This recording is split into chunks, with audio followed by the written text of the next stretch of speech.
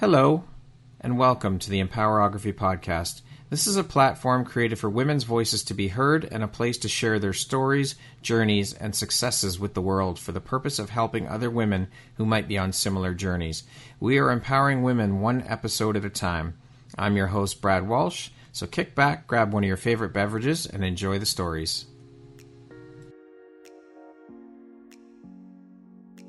You've got a story to share, a message to inspire, and a passion ready to ignite.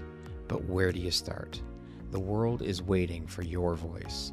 With From Idea to Implementation, Start Your Own Podcast, you'll get the roadmap to turn your vision into reality. This isn't just a course, it's your launching pad. Step by step, we'll break down the process from defining your purpose to recording your first episode so you can finally share your voice with confidence. Stop overthinking it and start doing it. Your voice has the power to connect and lead. Are you ready to use it? Join the waitlist today. Your podcast journey starts now. The world is waiting. You can find the link to sign up for the waitlist in the show notes. We'll see you soon. Hello there, Brad Walsh here, your host of the Empowerography Podcast. Today, my guest is Raquel Reis. She is a relationship coach, a life and business coach, and a certified health coach. Welcome, Raquel. How are you doing today? I'm doing great. Thank you. How are you? I am fantastic. Happy Tuesday. Thank you so much for taking and making the time to be here with me today. I'm so excited to have you here and ready to jump in and share about all the beautiful light you put out into the world through the work you do and share a bit about your story and your journey. So with that being said, let us jump right in. Raquel, how long have you been working as a relationship coach?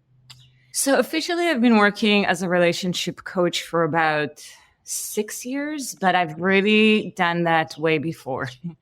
I've started studying relationships, 15, 20 years ago. I've actually taken a whole curriculum with a brilliant woman who still influenced my work. I thought of becoming a relationship coach at the time, and for various reasons, life took different directions. I became certified in a specific modality of alternative medicine. I became a life coach, a business coach, an executive coach. But anyone I spoke to, I always helped them with communication and relationships. Right.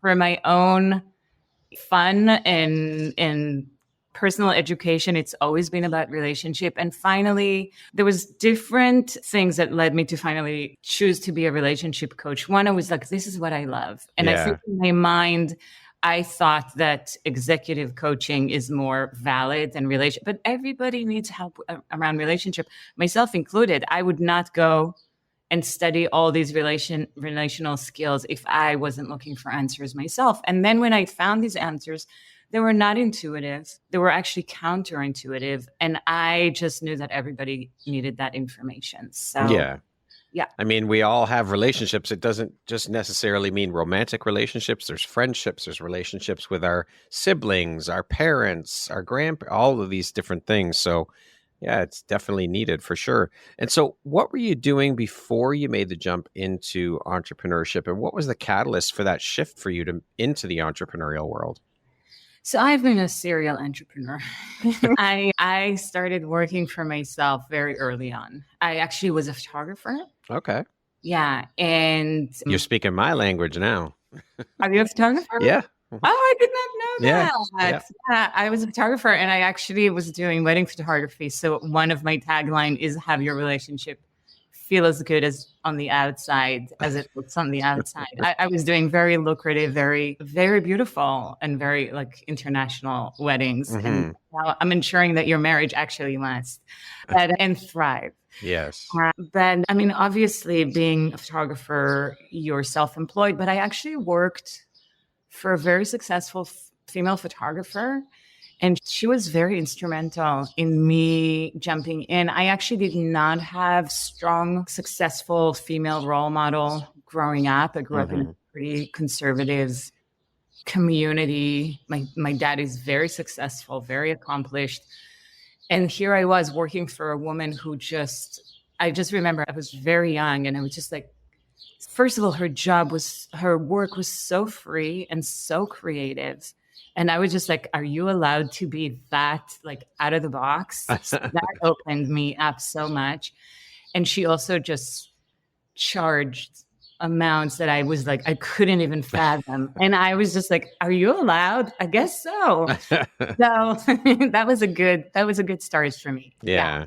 Yeah. And in That's that way, we really are being a light to each other by allowing our own light to shine. for Yeah. sure. 100%. What drives, motivates, and inspires you to keep going and excelling at all that you do, Raquel? First of all, I just like things. I think that I like to make things work. I like to make things beautiful and I like to make things work. So I just like, I keep making them beautiful. And if they don't work, I'm like, how can we make it work? Yeah. So that would be one thing. But I would also honestly say that in the realm of relationships, I feel like it's needed. It's always been needed. It's needed more than ever, but it's always been needed more than ever. Mm-hmm. We miss each other so unnecessarily. Things go sideways, blow up. I mean, we're looking at the state of the world. We're looking at the state of relationship, at the epidemic of loneliness. We are a herd animal. We need each other.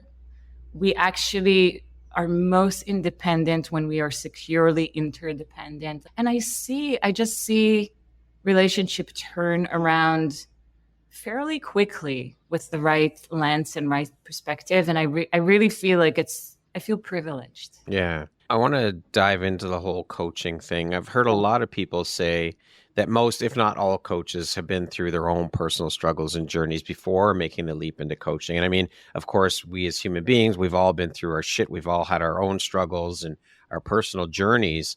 But what I've found, though, through the women that I speak with is that their leap into the coaching world, their personal struggle or their journey was the catalyst for them leaping into the coaching world.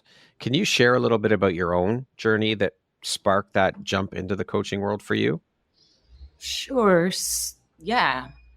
And it's probably I feel like we all, most of the time, teach what we need to learn. Yeah. I know some lucky people who are just born capable and charmed, but I feel like all of us turn to the areas that we want to resolve.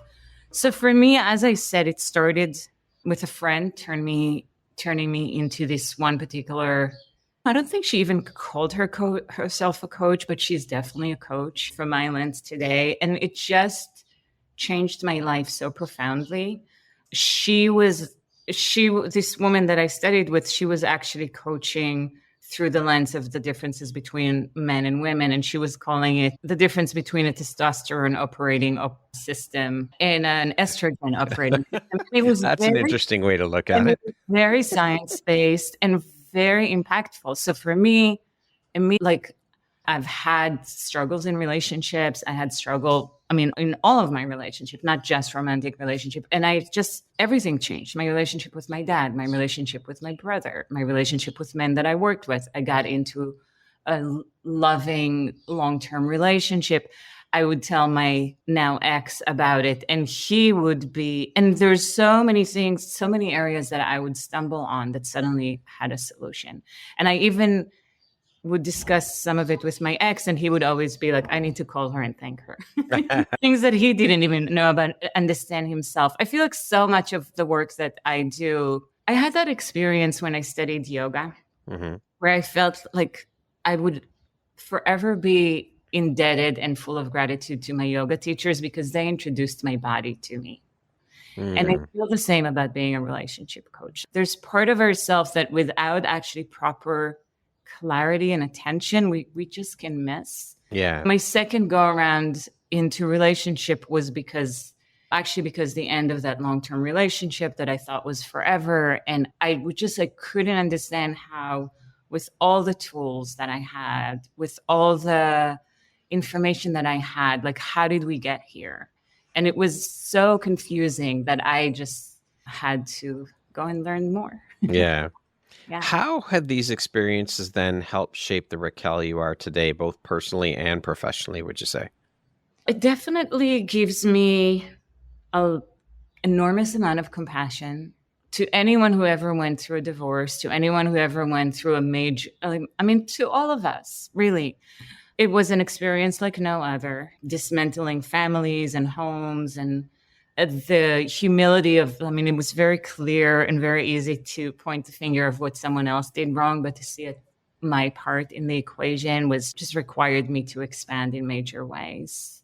So I feel like I'm really, and I also just know how easily we can go sideways, like very innocently, with the best of intention, trying to solve the problem. We actually like multiply it 10 times. Our methods to try to solve it doesn't work. So I really see just like the innocent shenanigan that we all create. So I feel like my ability to hold big emotions and big heartbreaks and big sorrows, and also steer it back to a solution and to what actually is happening, not when we're in fight and flight, not with everything. It's just like red coat alarm, and come back to your heart, slow down. My ability actually to sit in high contentious situation, and we call it in coach speak, don't go into the weeds with them. You know, like I always just we come back to your heart. And it's just, I don't know if that answered your question. Yeah. I'm giving you like a general. Yeah, no, that's good. That's good. Yeah. What would you say are 3 of the most important lessons you've learned so far in your journey as a coach? Oh my God. Just 3? So I would say everybody's point of view is valid.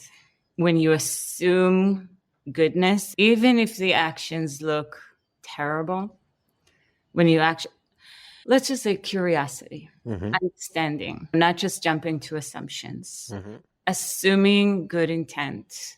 I use this slogan quite often with my clients: what you appreciate appreciates. When you appreciate everything someone is doing wrong, that appreciates. When you actually, and when you start like expanding, the good expand. And also when we are in fight and flight, our brain is actually geared toward negative bias overrides. So we register stress, threat, hurt so much more than.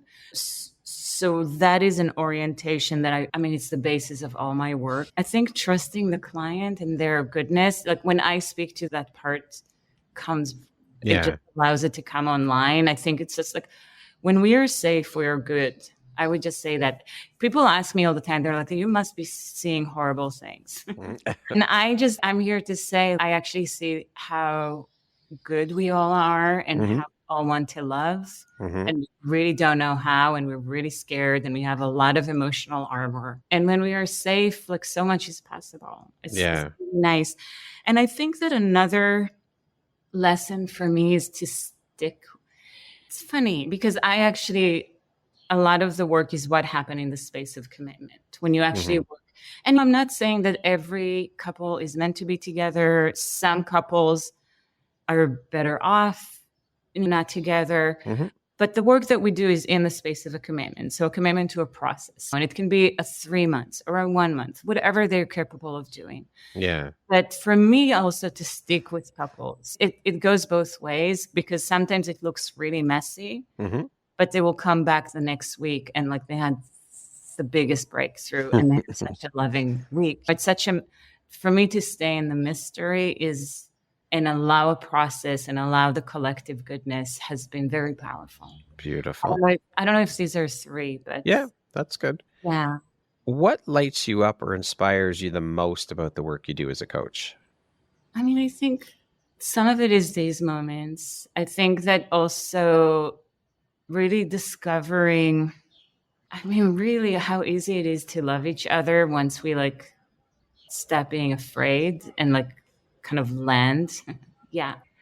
And yeah, I think it's just like these tender little moments of vulnerability, but we're all so afraid to be vulnerable. We all just want to be, it's actually this vulnerable moment that always creates connection and always creates understanding. So sweet to see it happening in real time. Yeah. And I would say I have had couples in the first session start the session from different devices, like not even willing to be sitting next to each other, and ending a session sitting next to each other and like kissing. We love each other. We don't know how. So it's really nice to make our relationship work. Yeah. As a relationship coach, do you focus on specific types of relationships, like romantic, familial, friendships, or is it just everything, a wide berth of relationships? My specialty is romantic relationship. It's almost like our best and our worst is coming in romantic relationship, because we actually, like, our basic survival is tied into a romantic relationship. So things that you might do that would not affect me very much, if someone I am living with or married to or in a relationship with will do, can land very differently.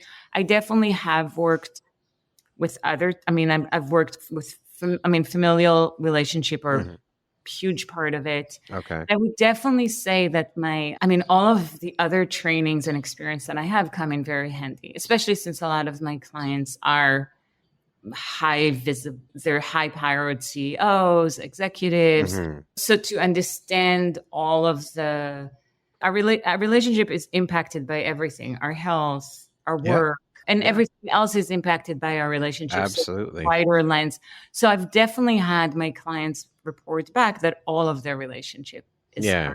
changing. And some people come to me where the romantic relationship is not the biggest focus. I say that they come in through the back door. Like if Yeah. you're struggling in relationship, these principles work in all of your relationship. They're not unique to romantic Right. relationships. So yeah. What, in your opinion, is one of the most important quality or skill set in a relationship coach? Oh, in a relationship coach. God, there's so many, like, all of us come with our unique talents, but what is the most, I think that one of it is, it's a combination. It's what I told you. It's not getting into the weeds Mm. with the client, is actually seeing the bigger picture and seeing the goodness and the good intent underneath everything. It's a combination of intuition and science. Yeah. And definitely compassion. Sometimes I can have all the answer in the world, but someone just has to, if they're flooded, Hmm. they just need to, like, calm down. Yeah. They can't hear anything. Yeah. So it's really an understanding of what's happening right now, what is needed right now. Yeah. Okay. My toolbox is expanding, but I think Which is that always a good thing. yeah, always. I think I will be a forever student. Sometimes Yes. I'm like, step away from the workshops, but yes. In your experience as a relationship coach, what are a couple of the biggest challenges that you see that couples are facing today? I would say, there's obviously the topics. If it helps anyone, just so they feel like normal. So the most common topics would be around communication, Hmm. parenting, finances, extended family, in-laws, sexuality. But I would say that the real issue is not the issue. It's how we talk about the issue. It's how we connect about the issue. Most of the time, we don't even talk about the issue. We fight about how we fight. And Hmm. we like, oh, and household chores, big one. Communication, though, is probably the biggest one. Yeah, it's not even communication, because so one of the things that I do. So the problem is a problem of connection, not a problem of communication. Okay. So we actually, because when we are feeling connected, when we feel heard, we have a lot of resiliency. We have a lot of creative problem solving. And we think that solving the problem will bring back the connection. But actually, by starting establishing connection, the solution is already starting to come. And then, of course, there's specific tools, there's specific methods that we can use. So the Gottman Institute, which is one of the leading institute in the area of long-term relationship and marriage, they found a scientific ratio. So if we're talking about negative bias override, where our brain is scanning for danger, so they found that in order to maintain a good balanced relationship, you need to have 20 positive interaction to 1 negative interaction. Okay. You can think about it as if you met 10 dogs that were lovely and wonderful and cuddly and you love them, and then one dog bit you, you might be afraid of dogs. It was like the negative survival. Hmm. So we start, like, being more intentional about we call it the love account. It's just like a Okay. bank account. More deposits than withdrawal. And what is actually a deposit and what is a withdrawal? Because what is a deposit for you is not a deposit for me. So it's really about reintroducing connection. So I would like even like their home play, I call it, would just be to like start looking for what their partner is doing good, because it doesn't just let their partner win. It's also calm their nervous system. They're like, Right. oh, they've been doing this and this all along. And I'm just like so focused on all the things that are bad. Right. So much of it is about reestablishing connection, like growing what's already good. And then we look at new ways to resolve a conflict. And I can give you very specific ways to resolve conflict in ways, again, scientific ways that predicts how a conversation begins, actually predicts the outcome. I can give some examples of that. But the first thing is connection. That is the major thing. And it usually happens, I mean, sometimes it happens in the beginning. People come together and it starts with conflicts, but usually it happens when things are good. We relax. Yeah. We stop focusing on the relationship. We focus on other areas of our life. We forget to nurture the relationship, just like a garden. Yeah. If you don't take out the weeds, if you don't water it, suddenly it's like, whoa. Yeah. It's not going to grow. It's not going to flourish. Yeah. So what are a couple of tips then that you could provide for managing conflict in relationships? Sure. So first of all, I just heard this term and I thought it was so beautiful. If we're talking about gardens, which is, are you watering the weeds or are you watering the flowers? So that is one thing to just keep in mind. So the first thing is always to start with an appreciation. Look for what are they doing good? Like just that assuming positive intent. So starting with an appreciation, immediately put your brain register. I mean, it's not even consciously, but immediately you're at ease. You're like, oh, it's a friend. And even, hey, there's something I need. Can we have time to talk about it? Sometimes you want to even schedule the conversation because you don't want to ambush someone. But you always say, don't worry, nothing bad. Because our brain also is just, whoa, we need to talk. What is that? They automatically go to the next. Yeah. So don't worry, it's not bad. There's something I need. And in your mind, it might be bad. Sometimes, I mean, I've had the clients say, like, why sugarcoat it? and I'm like, we're not sugarcoating. We're just not starting with an attack. That's the only thing. So you start with an appreciation. Again, not only register in their brain that we are friends, like your brain registered. They're like, he's my friend. When you start with that conversation, it actually, so the Gottman Institute, again, they call it soft startup. Okay. And it really predicts that if we start with friendliness, the outcome of the conversation is just probably going to be positive, whether we came into complete agreement, whether we haven't. And that's the other part of it. Like you may get into a solution in the conversation, but also allow some time. Sometimes someone may be a little resistant in the beginning, but then they'll come back to you later and be like, hey, I thought about it. So just like allowing some space and breathing room around a conversation. And then the next 2 or 3 things that I would suggest, and these are very general. We can, if it's an acute conflict, we have a more specific, but even using just these little guidelines in Outlook.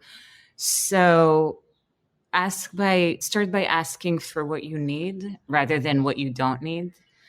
It's much easier for someone to provide something for us because it's important to us rather than try to behave well. Like when we feel criticized, we don't necessarily feel of course, generous. And also like not assuming that anyone owes us anything. When we feel entitled, it's just, they're almost like there's no winning for the other side. So we can ask for something, allow them to say no. We might have to make some decision. If it doesn't work for us, it's scary. Yeah. It's not an assumption that they have to give it to us. And also, if someone is unable to give it to us, no is never like the end of the conversation. It's if you can do it, what would work? Is there another thing? Letting them know what it would provide for us. What does it mean for us? Just so it might not, if we're looking at love languages, like we don't all experience love in the same way. That's right. Yeah. Something doesn't mean anything to one person, mean the world to another person. Yeah.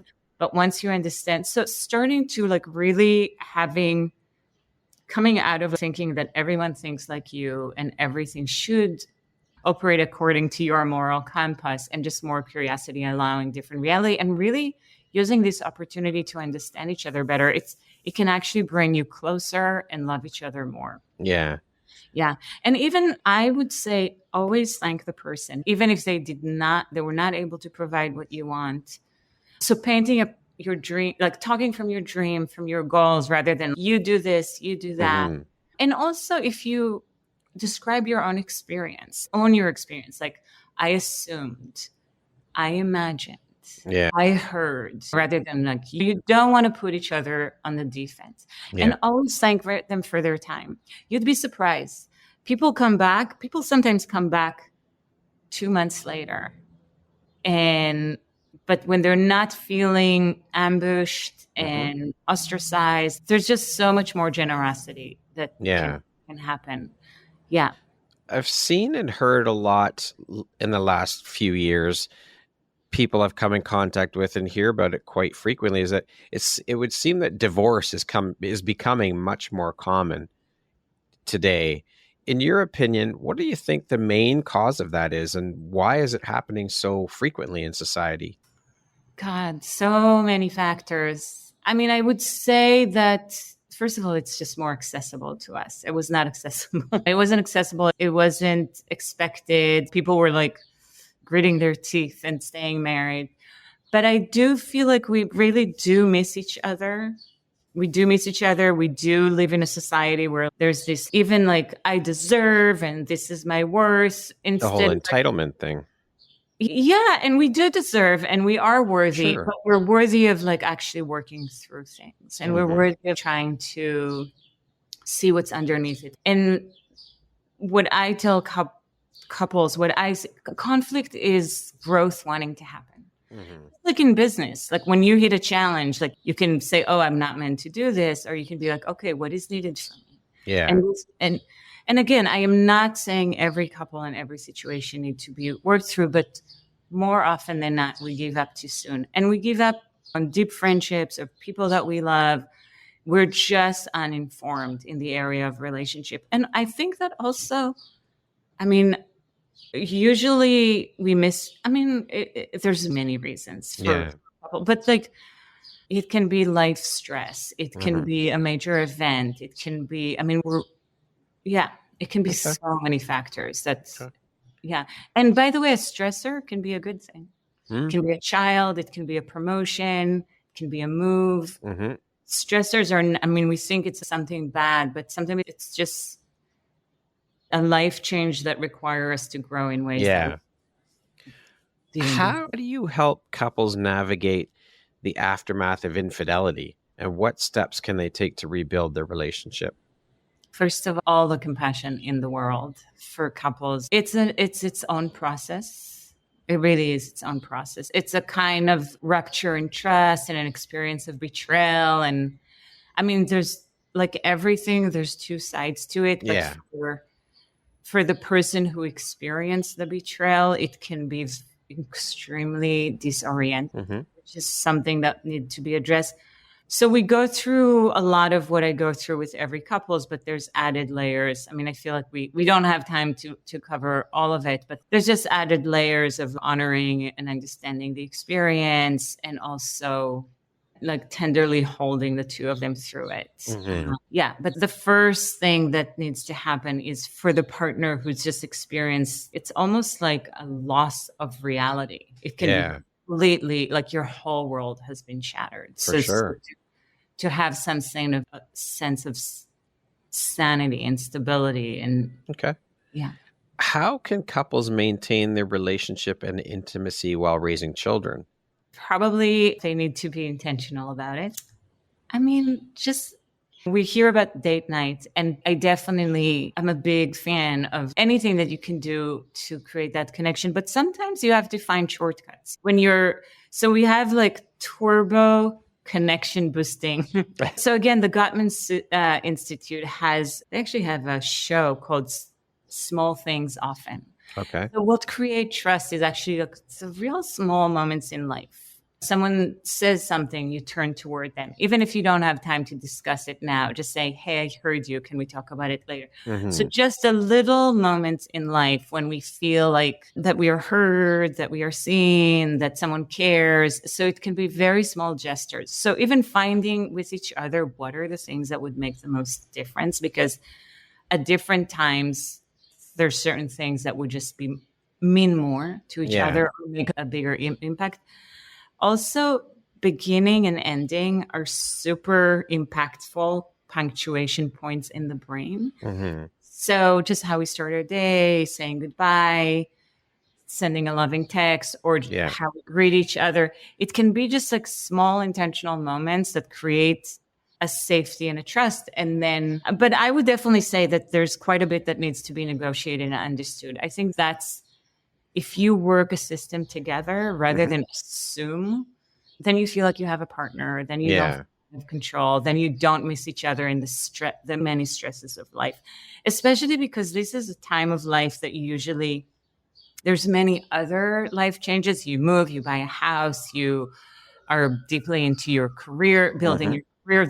It's one of the most stressful times in the span of a life. So for sure, working as a team, we actually laugh. Like people think, who has time to work on your relationship? And you will save so much time by having clarity and in a good teamwork.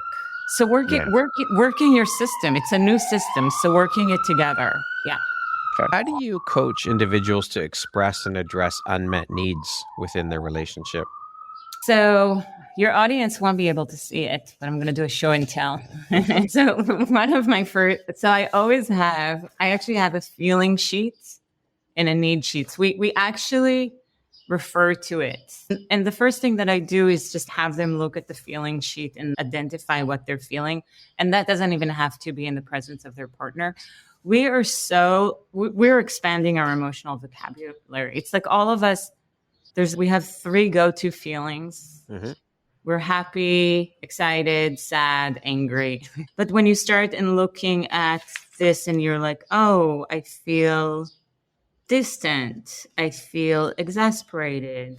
So actually starting to name and understand our own emotional landscape, then looking at what is the need under. So the first thing is actually getting to know ourselves. And some people it's harder for them to access than others. And we can also get really caught up in what we think we deserve and what society is telling us that we deserve and how the movies are telling us what a relationship's supposed to be, or social media. So coming underneath and looking, what are the real feelings? What are the real needs? Not what our brain is telling us.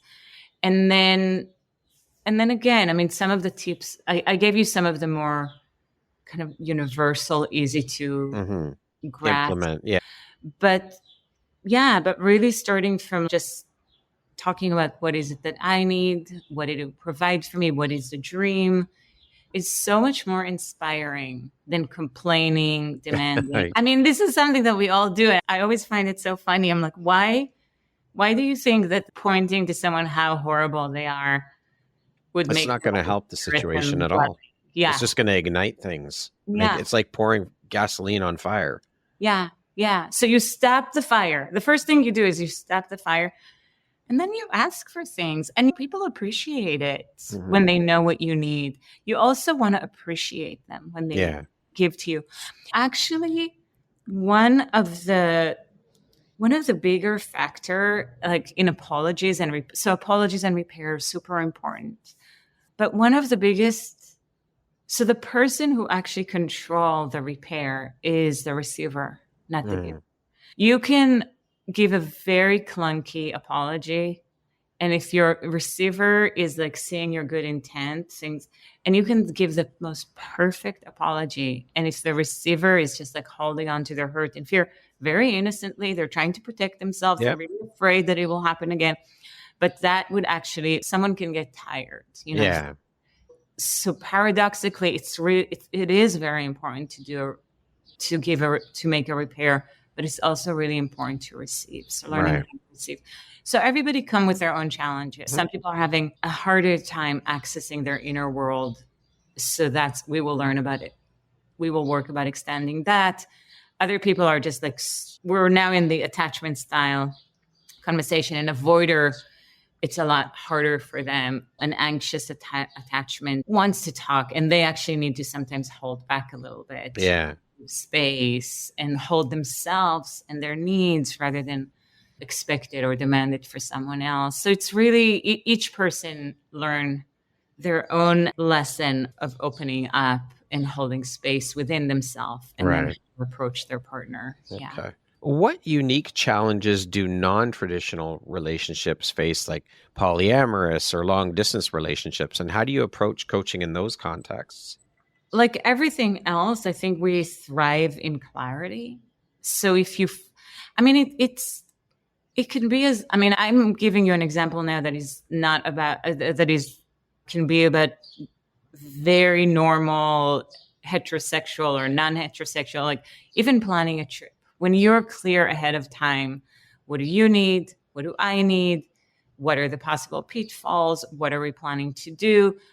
I have literally worked with couples before trips, and then they had amazing trips just because they thought everything through and they didn't assume that the other person know, which is always a dangerous territory. So when there's more unknown factors and threats to the relationship, like BDSM or polyamory, where feelings can get hurt, more clarity needs to be done in the from the get-go. What is safe for you? What is okay for you? I know relationship coaches that are in BDSM, and they actually, I think they even write contracts. Okay. Yeah, they really flesh it out more than the rest of us, just because it can get dangerous, it can get unsafe. Mm-hmm. There's really just other factors to get to consider in the equation, and you really don't want to put each other in harm's way. Yeah, for sure. So that would be, as long as there's a lot of communication, a lot of understanding, clear agreements of what each other needs. Yeah. What do you think your unique skill set or superpower is that's helped you become successful? My unique superpower. God, I have to ask my clients. Actually, I just got a testimonial back from a client who worked with me, and they wrote, you have a magical way of holding us both accountable while feeling completely safe. Mm. I think that my superpower is to make something that looks volatile simple. Yeah. And to just bring the kindness and the love and the compassion. Also, I just don't let things get toxic. Like, I just know that toxics breed toxic. So it's always about like staying vulnerable, staying vulnerable. Yeah. How do you define success? What does that word mean to you? God, there's a quote that I love. I think that I really do. I'm going to sound hokey. Of course I'm going to think that way. I'm a relationship coach. I need to make a video on it. I'm a relationship coach. Of course I think relationship is the most important. I think that to feel like you belong, that you have a family, that you love, you're loved, you're supported, you make a meaningful contribution. I am not opposed to external comforts, resources, time, space. But yeah, I think that like making a meaningful contribution and knowing how to love and be loved. Yeah. Okay. Yeah. What would you say is one of the most important things you've learned in your life? And what was your life like before you learned it? And what was your life like after learning it? Okay. Before I answer your question, I'm going to add one more thing. Is that okay? Yeah. That there's actually one of the longest standing researches by Harvard University that the number one predictor of happiness is the quality of our relation, not of just of happiness, of every factor of our life is the quality of our relationship, that it would influence our health, our success, our happiness. Like, it's just when our relationship are stressful and full of strife, like it's actually worse than like smoking a few packs of cigarettes a day, like the level of impact in your body. Yeah. So I wanted to add that to how important our relationships are. And we're always in relationships. Yeah. I actually am writing a newsletter. We're speaking right before July 4th, and it's going to be Happy Interdependence. So, but okay, what is the biggest impact? What is the most important thing you've learned in your life? And what was your life like before you learned it? And what was your life like after you learned it? That's a very poignant and profound question. Hopefully I'll get it right. I did not think about it. What was the most important thing I've learned? I think that the most important thing that I've learned is, I think it's twofold. One is about loving myself. Mm-hmm. I think that if I don't love myself and show up for myself, nobody can love me more than I love myself. And I can't even receive it. And I don't need to be perfect in order to like be in a healthy relationship. I feel like we get hurt in relationship, we heal in relationship, we grow in relationship. Relationship are people growing machines. We don't have to arrive perfect, but like how I love and treat myself is like completely paramount. But it's also, it goes two ways. Like, I think for me, I mean, I really think that relationship coaching, it's changing my clients, but it's changing me. And every client that I'm in their presence is growing me. They're just like, either by inspiring me with their amazing strengths and love and humanity, or by teaching me how to stay in like volatile environment and that. So how has it changed me? I think that I think that my ability to like just not ignite and to diffuse situation has grown so much. Like I'm just like walking through things and I'm like, this would have been like my life, my reason to become a relationship coach was like, things were not working. My life before was a lot of friendship ending, people cutting me off, I'm cutting them off. Like enough with the cutting each other off. Yeah. But really, and even like experiences like what I've described to you, I had a difficult financial conversation with someone very close to me, and their pattern when they're scared is to like shame and blame. Mm-hmm. And that's what happened. And I just was like, I was just able to say, I just wanted to see what's available to me. It's good to know. And if anything changes, let me know. Yeah. And 2 months later, they came back and they're like, I have this for you. And I was like, I even forgot about it. And it wasn't the end of the friendship. Nobody was punished. Yeah. Allowing people their humanity and hoping that they will allow me the same. I think that my life is quieter and less drama filled, and there's just more space to like really focus on spreading the goodness. Beautiful. Yeah. What does the word empowerment mean to you? I'm really curious to know what it means to you. Let me think about it. Would you be willing to share with me as well? What is empowerment? It means having the autonomy to do and to step into your power, your authenticity, be who you truly are. That's what empowerment is. And giving people the space to do that themselves. Yeah, I would share that definition. And I would say that from my experience, empowerment sometimes mean it's a very paradoxical experience that actually I see more harm done by people trying to avoid their feelings. Mm-hmm. And there's something about falling apart or feeling a pain fully. There's information in the other side. Sometimes by resisting things that are scary, we're actually like you could do anything in the world when you're not afraid to feel your feeling fully, because you're not acting either in resistance or in compliance, just like trying to avoid a feeling. And the same goes in relationship. I think that there's something about being willing to like stay through difficulties and like learn from them that is incredibly empowering. Okay, we're going to jump into a little rapid fire section. So the next group of questions just be 1, 2, 3 word answer type thing. Okay. I'm going to do my best. It's not my typical way of thinking. How would you describe yourself in one word? Loving. If you could be remembered for one thing, what would it be?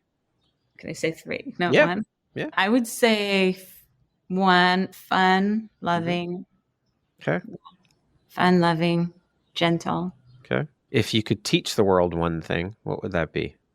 It would be partnership and also a little play. I would add. Yeah. Fun. We need fun. Otherwise, yes, we do. Yeah. What is one thing you love about yourself that is not related to your physical appearance? I'm generous.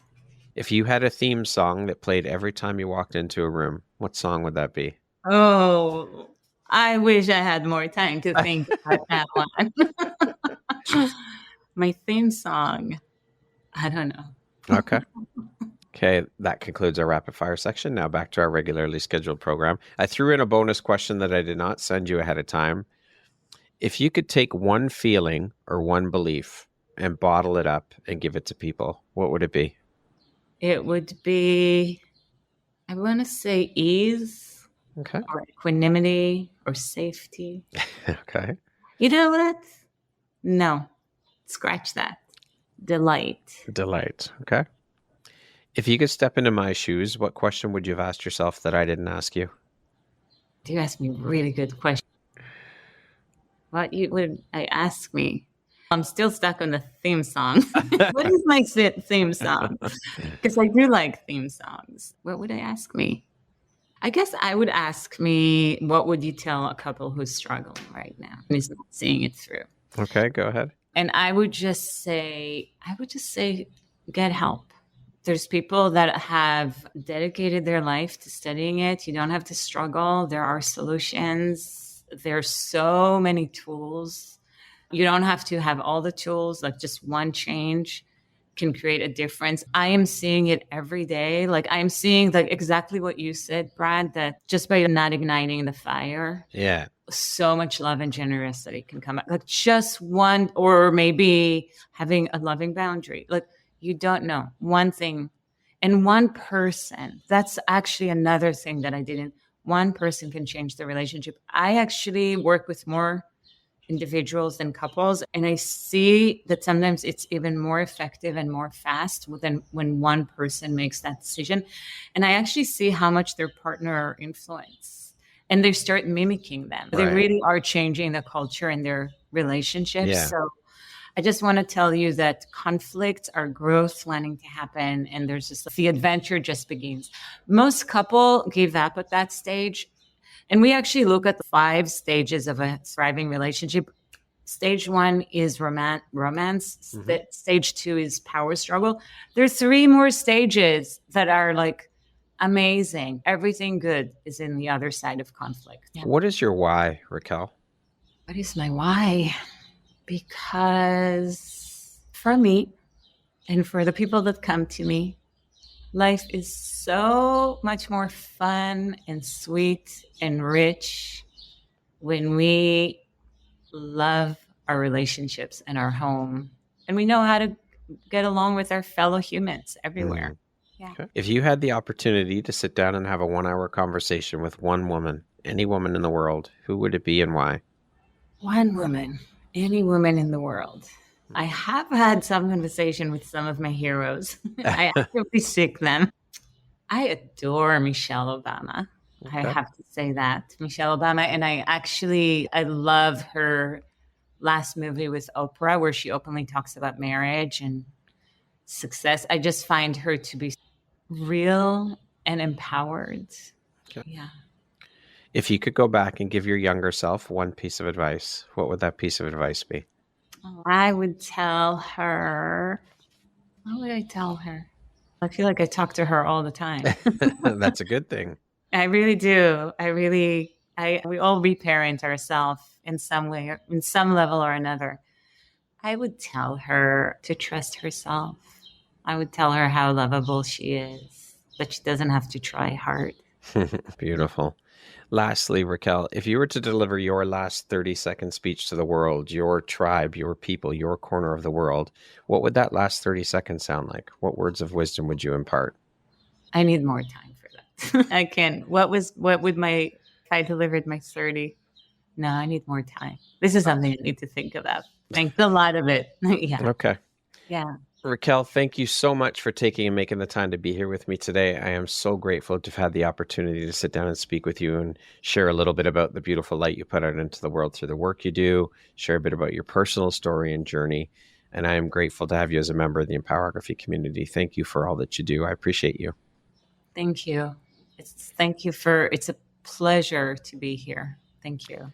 Once again, my name is Brad Walsh, host of your Empowerography podcast. Today, my guest has been Raquel Reis. She is a relationship coach, a life and business coach, and a certified health coach. Thank you so much, Raquel. I hope you have a beautiful rest of your day. Thank you. Thank you very much for listening to this podcast. If you haven't yet, please be sure to subscribe, rate, review, and share with all your friends. You can find me at viseuphoria.ca. Follow me on Instagram at Empowerography Podcast and on Facebook at Empowerography. Please join me next time for another inspirational story from yet another amazing woman.